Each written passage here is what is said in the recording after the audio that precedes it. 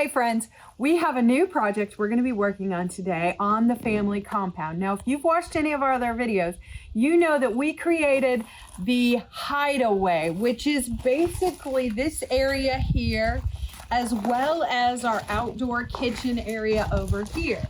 Because when you live on a family compound, one thing that was really important to us is we've got all of our family here and we want some really cool places that we can actually have all the family come together and we can spend time together. So this little area right here, part of the hideaway, is one of our favorite places. Oh yeah, and if you're interested in seeing how we did the hideaway and what kind of things we put in, we do have a video on that. I'll put that in the description below. So this little area right here is our little fire pit area where we do real firewood. We go ahead and we hang out together. We have all the lights in here. It's like super magical.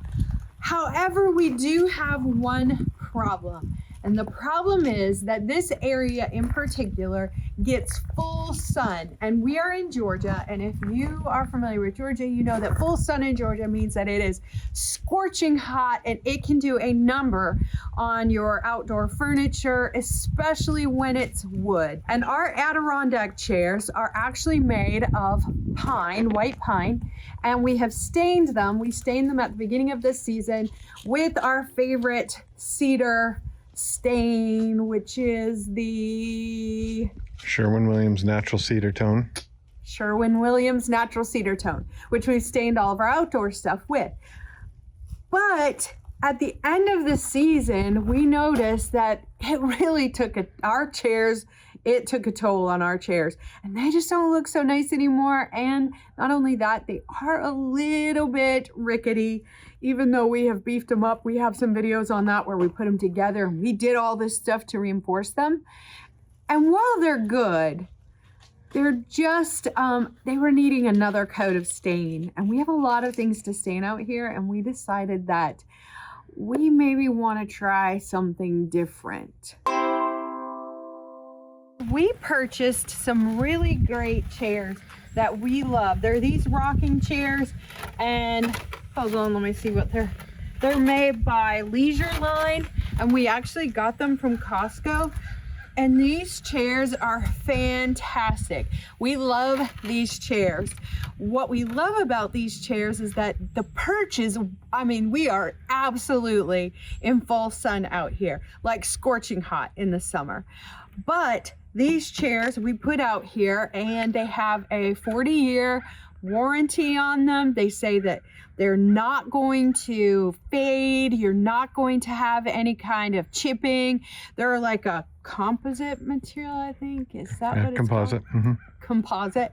They're a composite material, and they look like wood, but they are super, super heavy duty and sturdy. Now, I thought after the first year that we were definitely going to see some fading, but that was okay because it was better than the alternative. But if you look at these chairs, no fading at all. We've had no fading, no nothing. They're like they're brand new, aside from a little bit of dirt just from being here. And this is a year later. So I saw that this same company makes an Adirondack chair. And so when it was time for us to start staining the chairs,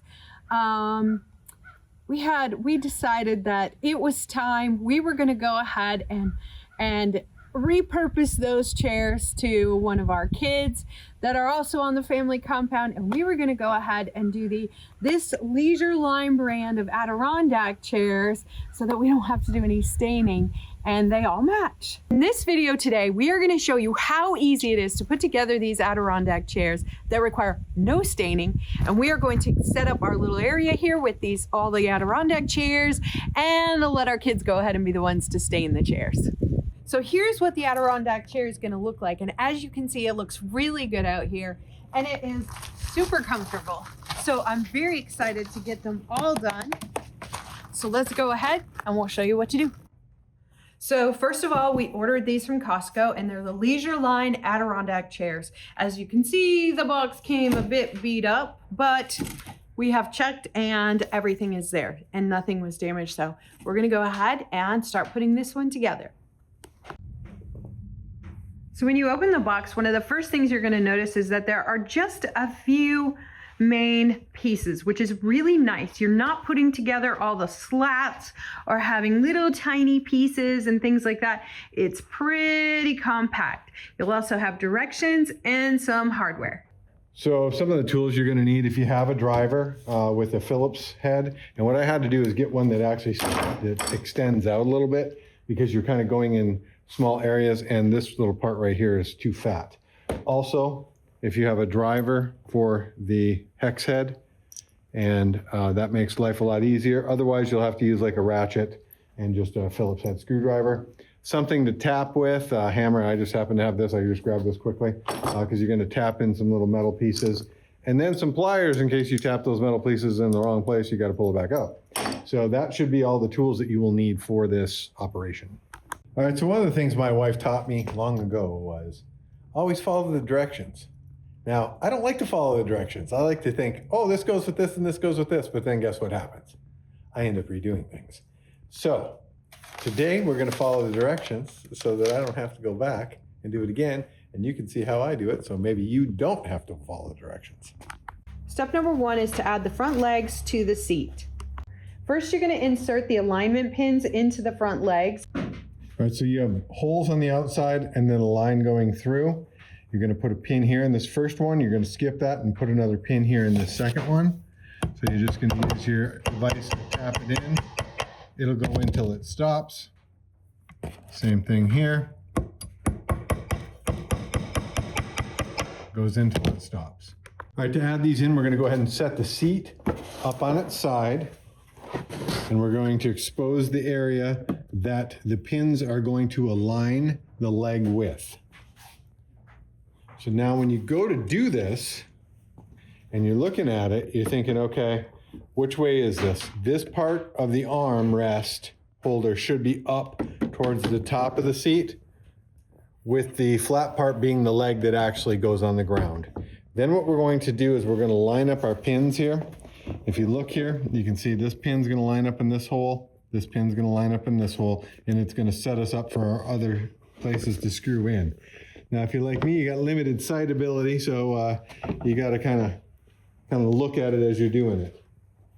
Then what we're going to do, we're going to take one of our hex head screws, kind of get it started, just so it's going in there, and then now I'm going to grab my driver. I've got my torque set to 13 on this. I'm not going to use one of my drivers. I'm going to use a drill so I can it'll stop on the torque setting. Step number 2 is to add the rear legs to the seat base.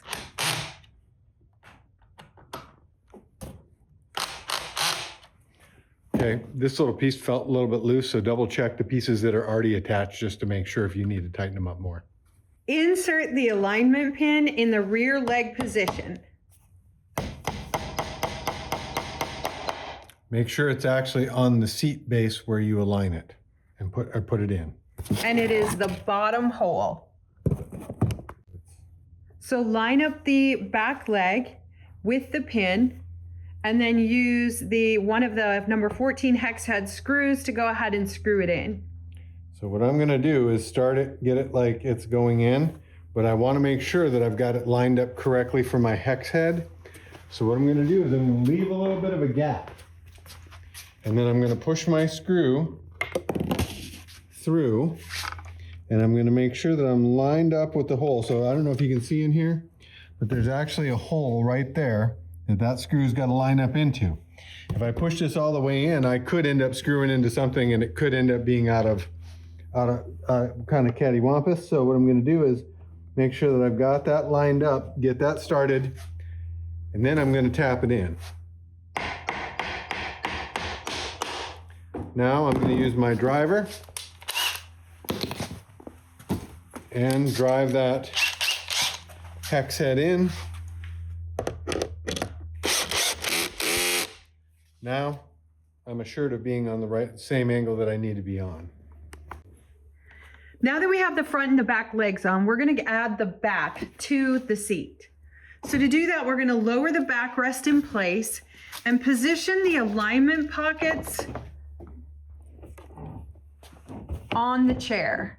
Okay, so what she means by alignment pockets is there's a little cut right there. Now, this is probably the most challenging piece of it because you're actually using screws rather than the hex heads, and they're kind of a cheap screw on the head, so you have to be careful putting it in. You also want an extended piece sticking out here when you're doing it. Because you are going to install 2 of the number 8 self-drilling screws to hold this back in place. Yes. And again, this is the most challenging because it's kind of awkward where they're located. So this part you might just have to have somebody kind of helping you and holding stuff and whatnot. Now, you want to make sure that you're actually lined up in the correct space. Once you're in there, this is going to go up inside, and you can see why we want to have one that you just don't want to strip that out. That grinding you hear is that's the actual torque setting because I don't want to over tighten it and strip it.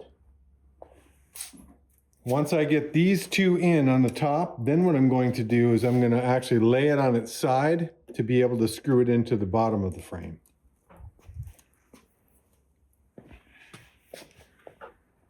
Again, make sure I'm in the pocket.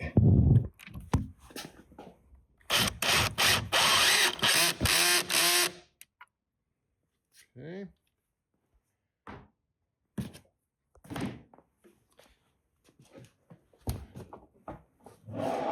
Now, one thing is about these is they are not light. So if you have any issues with your back, other things, I do, but you may want somebody to help you.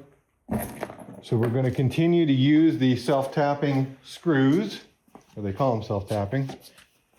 I'm going to have to come around this way. And we're going to do the bottom first. So what we have is, this is where the base is connecting to it. I've got 2 open holes for the screws. So I'm going to put one in first to hold it, and then I'll do the next one. And I'm going to kind of push on that while I'm kind of holding it firm together. Okay. And again, I'm being careful that I don't want to strip these screws. I want to make sure I have firm pressure on them as they're going in, because it is easy to strip something like this. Okay, so now you need to flip it over and do the exact same thing. And the final step is to add the armrest. Cool thing about the armrest is they've got it listed as right or left on the armrest. So the first thing you need to do is place a pin in the arm support. So it's going to go in the center.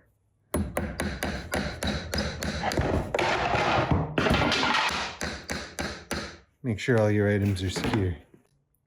All right, so you're going to line up the pin with the center here.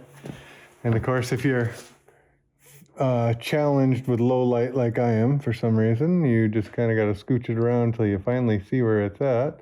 This way, right. It's almost there. There.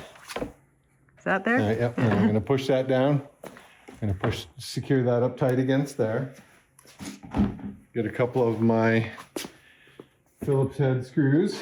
I'm going to hold this up against the chair securely. I'll push this in. We're going to put 4 screws up underneath the arm in the front. And because we have our pin in there, it's already lined up, which is nice. Because it's dark and hard to see the holes, I went ahead and started all 4 of the screws just so you can see where they're at. And we're going to go ahead and cinch those down. Again, holding the top, kind of giving it good firm pressure while we're doing it.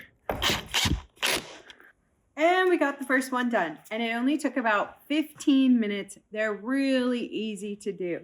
So, I love the way they feel.